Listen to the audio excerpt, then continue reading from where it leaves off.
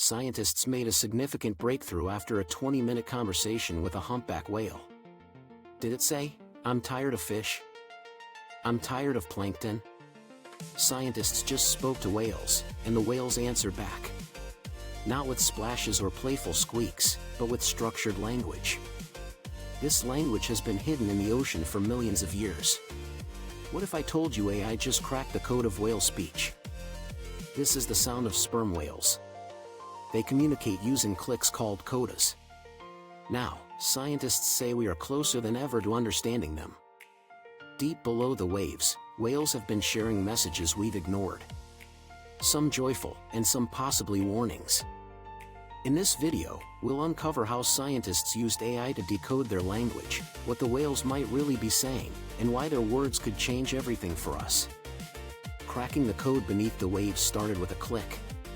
Not the sharp sound of a camera shutter, but a deep, resonant pulse rolling through the water. This pulse bounces off coral walls and fades into the blue. For decades, these codas from sperm whales have been a mystery. To human ears, they might sound like irregular pops or knocks. But to the whales, they are something much more.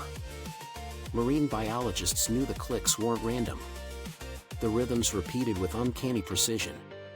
Some patterns seem to identify individuals, almost like a personal name.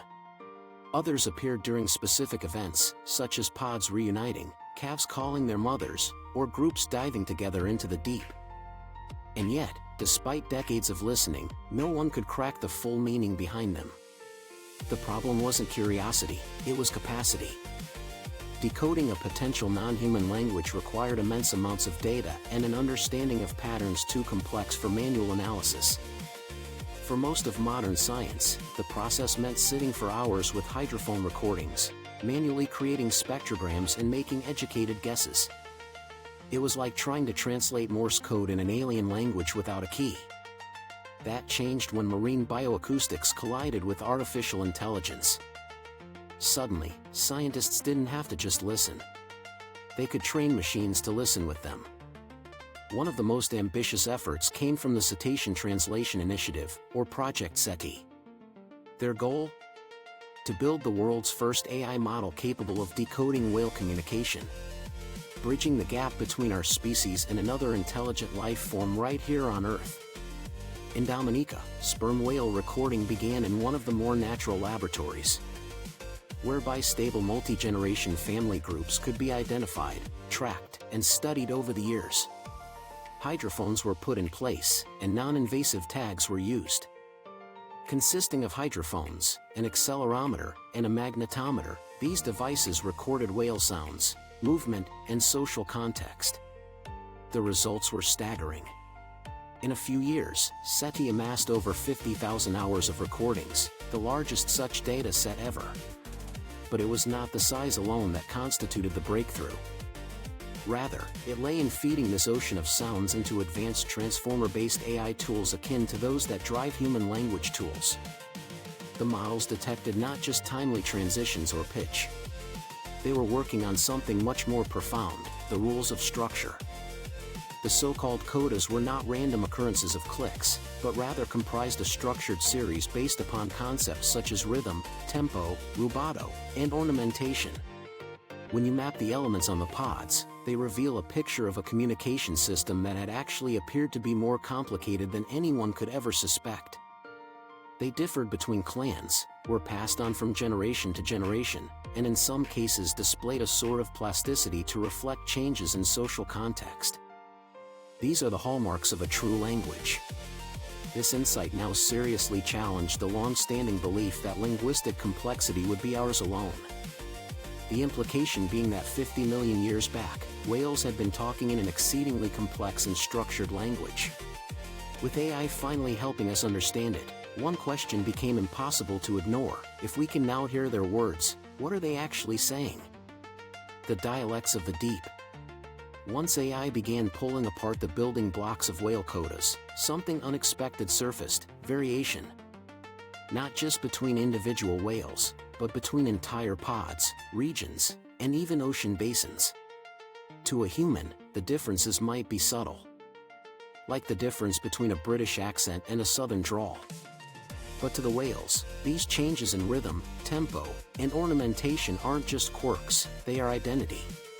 In Dominica, where Project SETI focuses much of its work, family groups known as units have their own distinct patterns. A calf born into one pod will spend over a decade learning its unit's dialect. Older whales model the rhythms, spacing, and flourishes. The young mimic them until they're perfect. This isn't instinct alone, it's cultural learning, passed down generation after generation. And these dialects are surprisingly stable. A unit's core codas can remain the same for decades, even centuries. That stability means researchers can track entire family lineages simply by listening. A particular click sequence might tell a whale exactly who they're communicating with. Much like hearing a familiar voice across a crowded room. But dialects aren't rigid. Adult males, when they leave their birth units to join other pods, often adapt their vocalizations to match their new social group. It's not unlike a human moving to a new city and gradually picking up the local slang or intonation. This level of vocal flexibility points to something bigger, a social awareness of the audience and the ability to intentionally shift communication style. Cultural bartering has drawn parallels between non-human and human languages. Here it becomes impossible to state such an obvious fact. A dialect is more than just a physical sound, it fosters a sense of belonging. It unites pods or marks the difference. Thus, the way whales maintain their affiliations is shaped. Some scientists propose that these variations could play a role in mate selection, conflict avoidance, and fellow pod cooperation. AI has made grasping such patterns an easier task. Identifying a dialect, prior to machine learning, would require months of careful human analysis, sifting through hours of recordings for subtle variations. Now, within a matter of days, machine learning algorithms analyze massive data sets and flag not only the presence of a dialect but its evolution over time. The thing is, evidence suggests evolution is happening at this very moment. Researchers observe slight changes in ornamentation and rhythm in some areas, something that might reflect cultural drift. The gradual transformation of a dialect over generations. In other instances, whales confronted by new pressures, both environment-induced and human-caused, seem to very rapidly change coda production, adjusting to the demands of a new situation. Now, just compare that with the whaling. We create new words, delete old ones, borrow phrases from other cultures, and take them for granted. But in whales, these same processes are happening in the depths, beyond our sight, but not beyond their hearing. It begs an obvious question: if these animals possess dialects and cultural traditions within their language, have they not been engaged in having conversations, complex and meaningful conversations, for longer than we have been around to eavesdrop? But listening was never the end goal for Project SETI. Because once you learn the language, there's only one thing left to do: speak it. Speaking whale and getting an answer. For decades, humans have listened to the ocean like eavesdroppers at a party we weren't invited to. Project SETI was determined to change that. Once AI had mapped the rhythms, tempos, and emotional nuances of sperm whale codas, the team decided to attempt something unprecedented: speaking back. But this wasn't as simple as replaying recorded whale sounds. That would be mimicry, not conversation. The challenge was to generate entirely new codas that followed the whale's grammatical rules, reflected their emotional tones, and matched the dialect of specific pods, all without directly copying an existing whale's voice. In human terms, it would be like composing an original sentence in a language you'd just learned, hoping the native speakers would understand. The stakes were high. This was no longer passive observation. This was active interspecies communication. And the risk was clear. If the whales ignored the attempt, it could mean the AI's understanding was incomplete. Worse, if the whales reacted negatively, it might reveal we'd crossed a line they didn't want us to. The first test took place off Dominica. The researchers positioned their vessel near a pod they'd studied extensively, a group that had been tagged acoustically and whose dialect was well documented. Submerged speakers were lowered into the water. Then, one by one, the AI-generated codas played. A greeting call, a reunion sequence, a social engagement pattern. The scientists held their breath. A mother and calf quickly responded to their reunion call and turned toward the sounds that were coming from the boat and swam closer to it. Another test caused the pod to halt entirely, as if paying very close attention. Across all playing sessions, about 60% of the AI-generated codas elicited a response. Some whales approached, and others returned codas that conformed to the structure of what they had just heard. A few even modified their ornamentation, adding a few extra clicks or changing the pacing of the way the scientists had previously documented. In high-engagement social exchanges, this was much more than mere curiosity. It seemed that whales recognized these sounds to have some meaning. It didn't matter whether they thought that another whale was speaking or understood the structural cues. This was the very first time recorded in history that humans constructed original sentences in the language of another species and answered the species. Something even more curious happened. After the few days following the experiments, monitoring equipment caught codas that closely resembled AI-generated ones, but seemed altered, as if the whales have taken new phrases and adjusted them. Too early to tell, but some scientists suspect this possible back and forth may be the earliest evidence for dialogue. For Project SETI, this breakthrough was indisputable. We were no longer outsiders with microphones. We had entered the conversation. But not all conversations are friendly. In other parts of the ocean, whale language is taking on a far more urgent tone. One that might be directed squarely at us, the hidden warnings in whale speech. The playback experiments proved that whales could understand and respond to human-generated codas. But as Project SETI's database grew, the AI began to detect another layer in whale communication. A pattern that carried less of the warmth of greetings and more of the weight of caution. It started when researchers compared whale vocalizations recorded in remote, undisturbed areas to those captured near busy shipping lanes, fishing zones, and areas with heavy industrial noise. The contrast was subtle but unmistakable. Certain codas appeared far more often in the presence of human activity, and almost never in quieter regions of the ocean. One pattern in particular caught the team's attention, a rapid, rhythmically complex sequence, repeated in sets of 3, followed by an unusually long pause. It wasn't used during social bonding or hunting. Instead, it emerged almost exclusively when large vessels were nearby. Was it a stress signal? A territorial warning? Or something more sophisticated? A message passed between pods about the presence of a potential threat? AI cross-referencing added a twist. The same sequence appeared in recordings from pods that had never interacted with each other, but lived in high-traffic regions thousands of miles apart. That suggested the codas weren't just a local habit, they might be spreading. Some scientists began to whisper about interpod alert networks. Whales sharing environmental intelligence across clans, even across oceans. If true, whale communication would be even more about immediate social interaction, but rather like that of an extensive, distributed system for broadcasting information about the world. Much like human news networks. Perhaps even the subject of that news could be us. If new codas are indeed being created and shared by whales in response to human noise and ship traffic, that is cultural adaptation as it happens. It's a sobering reminder that our presence is not neutral in the ocean. Every sonar ping, every engine thrum, every drilling operation could be shaping and perhaps distorting an ancient language system. The more researchers studied these boundary codas, the more they began to notice unsettling things. In places where human activities are intense, it is significantly used by whales, but more frequently than other kinds. This probably indicates some sort of adding message refinement or even jazzing it up as variety. Perhaps those codas could amount to a keep your distance or this is our space message. But here's the part that is troubling. If these are warnings, then we've been ignoring them for decades. What if the stranding events and sudden migrations of whales we have documented are not random at all, but a response to the very warnings we failed to comprehend? A realization equally humbling and uncomfortable.